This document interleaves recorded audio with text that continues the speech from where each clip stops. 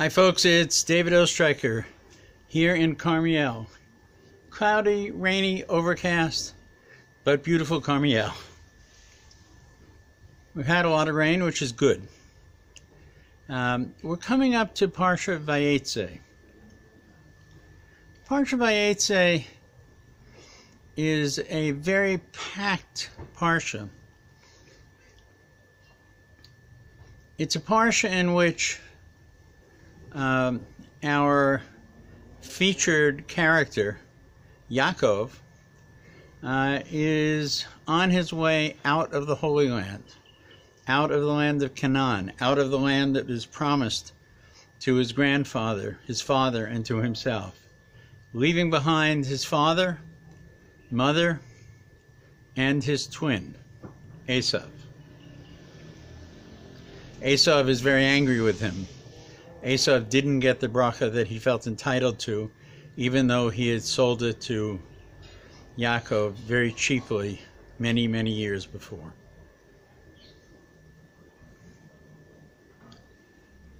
He's on the run. He is really penniless at this point. All he has is the dignity of a family name. No real material objects.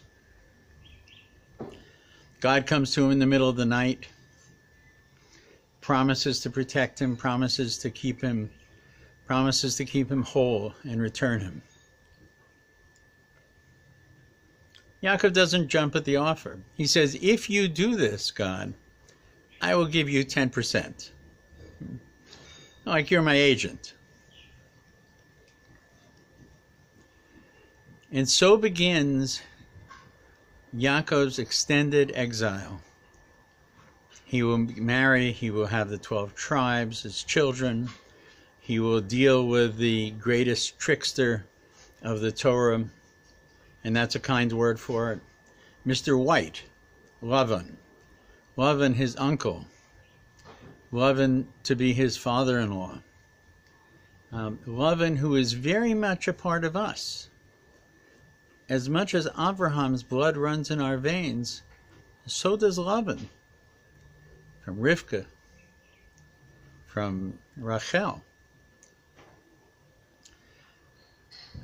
And he will contest with Lavan through the whole Parsha. Lavan who runs the show. He's in Lavan's universe. And Lavan, what does white mean? White can mean, white hat, good. But white can mean such a mix that you can't even recognize the colors that compose it. White can be a tabula rasa, clean slate. But in Lavan, white is the ability to be whatever you want to be perceived of. This is a very dangerous thing if you're with that principle. And who can contest with such a thing as that? Is it Mr. Black? Is it the heel? It's Lavan. And it's Yaakov. Yaakov will contest with him. Eventually, Lavan will feel that he's been cheated by Yaakov. Hard to imagine. The cheater himself feels cheated. When Yaakov leaves to go to Lavan, he is Yaakov. But he will not return to Eretz Yisrael as Yaakov. He will return to Eretz Yisrael not as Yaakov, but as Yisrael.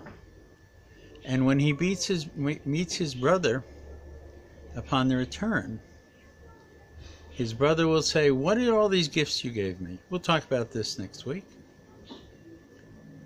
And Yaakov will say something, or correct me, Yisrael will say something that he's never said before in his life. I have everything. I'm content.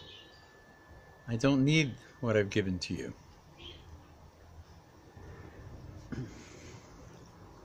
Perhaps in trying to understand Yaakov, we have to realize that the lesson of Yaakov is how to live outside of Eretz Yisrael.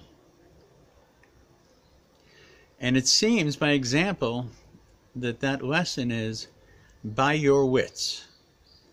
For surely you will not have the strength, the physical power and strength, to survive in Chutz La'aretz, outside of Israel.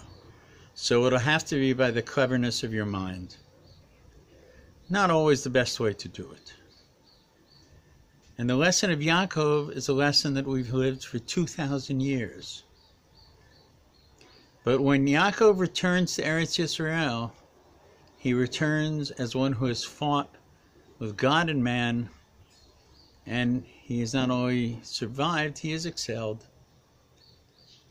But now that you're returning, O younger son of Yitzchak, know who it is that you are. Be clear about it. Right? Put away the tools of Golus and take the tools of the Holy Land. Those involve strength, wisdom, morality, and an understanding that God has a special place for this land. And so it is Yaakov who leaves in this week's Parsha. Yaakov who lives with Lavan in this week's Parsha. But it is Yisrael who will return when the time comes. So those of us who live in Golus, who live in exile, an exile that has been on for 2,000 years, know there is something different awaiting you.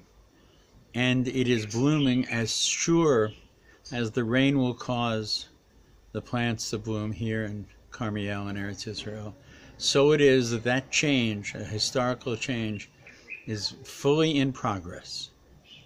And let us all return not as Yaakov, but as Yisrael to Eretz Yisrael. Wishing you Shabbat Shalom, a good Shabbos, a peaceful Shabbos, and come and think about the decisions Yaakov had to make, and when he made them, and how he made them. Shabbat Shalom. David Ostriker in Karmiel.